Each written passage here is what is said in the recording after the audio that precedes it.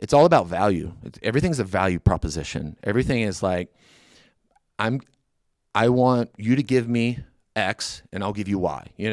I want you to give me $6,000 and I'm going to paint this thing for you. And is that worth $6,000? Or, it's just about value proposition.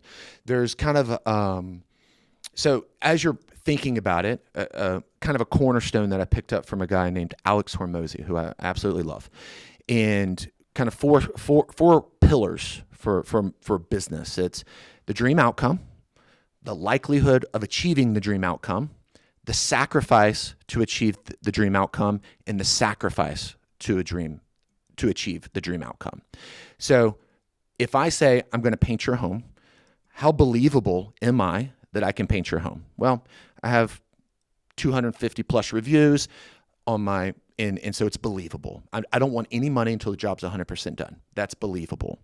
The likelihood that I can achieve it, again, the things I just said, and then the sacrifice, you don't have to do anything. I'm going to take care of everything. That's the value, right? I just need you to agree to it. Tell me what color you want it. I'll take care of everything else. And then what's the sacrifice? What's the sacrifice you're going to have to make for me to do this project for you? Well, not much. I want to meet with you to make sure that I understand what your dream is. And then when we're done, I want to make sure that I achieved your dream. And then that's it. And so, and Amazon's a great example of that, right? Reducing friction all the way across the board. Press a button, it's delivered to your home the same day or the next day. And so it's just a play off of that. It's almost too easy to order things off Amazon. Oh yeah, it's scary. I need some more friction there so that I could spend less. Yeah, if there's not a box by my front door, I get concerned that my wife is maybe not there. That's especially this time of year. Okay, so how has that, meaning this, you're a learner. How has that adjusted everything for you? And have you always been a learner? Yeah, I think so. I've always, crippling insecurity will help you learn. And, insecurity is actually a really common trait in highly successful people because they feel like they have something to prove. And so using those things for your advantage. Now, like, you need a balance, right? Like I don't want to say all things moderation, but there's a balance there, right? But understanding is, but that's just the reality. Insecurity is a trait found in a lot of successful people. So have I always been a learner? Yeah, I would say yeah. I remember I started listening to talk radio when I was in high school. And there was, so quick story, 9/11 happens. I was in high school and I was working on my boss's car. And I was like, I want to know what's going on. Are we about to go to war?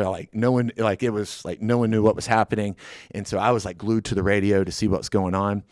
And then this financial guy comes on the radio and he starts talking about finances, and he starts talking, his name was Clark Howard. I don't know if he's still around, but he's talking about a Roth IRA. And I'm like, what's a Roth IRA? My mom was single mom, 4 kids, making $15,000 a year. So we were poor. And so I was like, man, I don't want to be poor. I don't want to be that old guy climbing up ladders. How can I make sure that I can retire with dignity? And I hear this guy talking about Roth IRAs. And it's like, if you put $5,000 a year into a Roth IRA, you'll die a millionaire. I was like, heck yeah, count me in. And so it's like, so my goal is how can I feed myself and how can I get $5,000? Okay, but what makes you do that? Because many people hear a good idea, ooh, I want to do that. But that's not just a good idea for you. You actually do the thing. You know what I'm saying? I think that's your secret sauce is you may miss it on that thing. It may have been a bad piece of advice, but you have learned it from personal experience. Yeah. Dude, that is a big piece of you. Yeah. Teach me how to do that. I don't know. I don't know exactly where I learned that. A hard life, makes you want to escape it. And so that's probably a big piece of it, having an older brother. So I had two older brothers. One passed away about 2.5 years ago. And my other brother, highly successful, like I was saying, runs, 8-figure business, just does killer. So I think having my brother, I would say my brother, and I know that's hard because not everyone has a brother they can learn from. And I've actually talked about this too, is mentors are great, but not everyone can get a mentor. So find a hero, because a hero you don't have to have a relationship with. Like you can respect Superman without ever seeing Superman. You can understand that there's a power there. You can understand that there's something to learn from that. But a mentor, that requires your time. That requires your sacrifice. And so if you can find one, great. But if not, just like find people that you want to be like. And the question is how did I go from hearing something to knowing I need to implement it? And I don't really know, other than I just knew I needed something different. I knew what life could look like, and I knew that life would be really hard if I didn't make real, meaningful, intentional decisions. And so, yeah, I just started down that path. Now, full disclosure, I didn't start putting money into an IRA for another 10 years, but I knew where I was going. I will say this, I've always been good at setting a path, setting a vision, saying this is where I want to go, and this is how we're going to get there. And even if I don't know exactly how to get there, I'm going to experiment and play with it until I get there. Yeah. I think that's so refreshing, because you learn the thing and you don't do it immediately, but it's there. Mm-hmm. And you want to get to a point where you can do that thing. Yep. And you're not stressed out necessarily about not being able to do it yet, but you're going to do it. Yep. It's only a matter of time, yep. which is also something I know you love. Yep. Probably saying to yourself, maybe not regularly, but you live in that world with your vision. Yep. This is where I'm headed. It's only a matter of time. Yep. Because you have a firm belief that your vision will come into your life. Yep. Okay, so teach me, if I am on the edge of this entrepreneurial venture. Let's say in the next 8 months, okay, I want to step into something. I've got 8 months. Okay. What do I do? I've got an idea. That's it. Yeah. So you have, ideas are good, but they're a dime a dozen. Like they just don't matter until you can operate it. And so you have to make sure, you have to figure out what the money transaction is, is when it comes down to it. You have to figure out, how are you going to turn that idea, how are you going to add value to be able to present it to me so that I want to give you money for the idea that you have. And so in the only way to do that is by going out and asking the question. Do it before you think you're ready. When I got to Colorado, I didn't know the market. I understand the industry, so I had that advantage. But I didn't have anybody to do the work for me, and I didn't know the pricing. And so pricing from city to city can change, much less state, from big Denver, Boulder, very affluent, to redneck town in Florida. So very, very different. First job I did here, I paid $500 to get it done. Like I underbid it so much that it cost me money to get the job done. But I was just like, I'm not going to figure it out until I do it. Now, I will say, this time around, when I started my first business, I had $500. When I started this business, I had $10,000 allocated, and we were launching. It's kind of like raising money for like a nonprofit. Like we came in prepared with a little nest egg. So if you don't have a nest egg and you're looking to launch something, be prepared to work more than anyone else.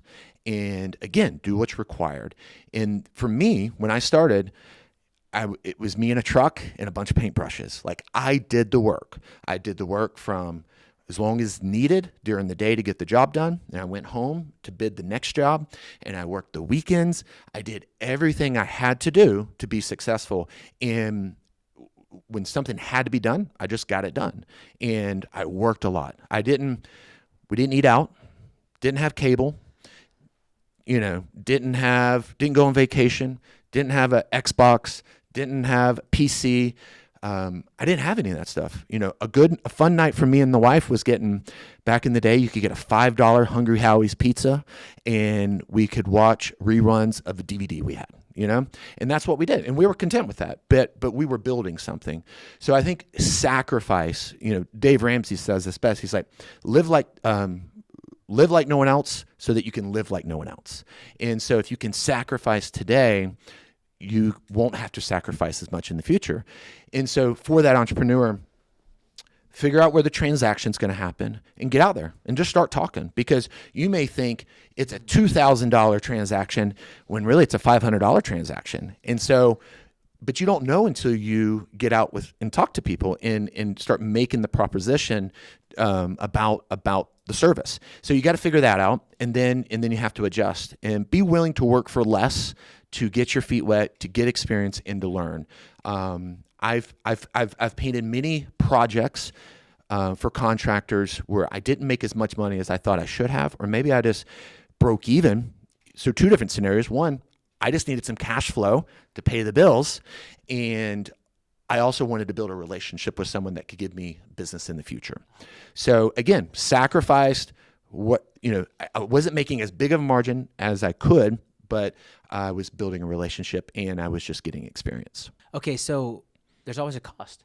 Yeah. If you want to do the thing, it's going to cost you financially. It's going to cost you it's going to cost you time. It's going to cost you energy and effort. It's going to cost. Yeah. There's a cost on a wide range of things that you're going to have to follow through with. I love the concept of don't do your best, do what's required. Yeah. And I think that's awesome, because what's required is your best. Just understand that there's a timeline that's involved. Yeah. Which is also what I hear you say. Yep. It's your best concerning how long your best is going to take you to get to you where you need to be. Yep. Right? Was that fair? Absolutely, because another common trait of successful people is impulse control. So if you can delay satisfaction long enough, you'll be successful. Like if you never had to make a dollar, YouTube is great. This podcast, like if you just do it long enough and don't stop, it'll be successful. I heard you talk about in your 1 year anniversary. It's like, if I just do it 1 year, it puts me like in the top percentile. And it's like, there you go. You just didn't stop. So I don't know if you've monetized or whatever, but like if you don't have to make a certain thing, or if you can just delay, it's like get the bare minimum you need out of it, or maybe you do this and then you go do Uber Eats or Uber whatever, to pay your bills. And it just requires that sacrifice 100%. But that comes to the vision, right? If you can set the vision and say, all right, this is where I want to be. And then put some details. Like you can have a 5-year vision, but like, okay, what's that look like in year 4, 3, 2, 1, 6 months? Like, okay, well in 6 months I want to do this. Or what do I need to do tomorrow? What do I need to be doing tomorrow? What do I need to do with my time today? Because like, look at your time on your phone and see where you're spending your energy, your mental energy. Like you don't need that much time to decompress. Like, you just got to do better. You just have to be able to do the thing. And so it's easy to come up with excuses on why you can't do the thing. Most businesses go out within 7 years. I've said, the goal is to have money and time. So most people start a business because I just want to have more time. It's like, well, maybe. Like if you really hit if you hit like a grand slam and like you hit the holy grail, you'll have time and money. You can get money. Like that's very doable. But you're probably going to work a lot and you may not have a lot of time. But if you want time and money, man, that's really difficult. That's hard to do. And like I have a pretty balanced life now, but I didn't for 15 years.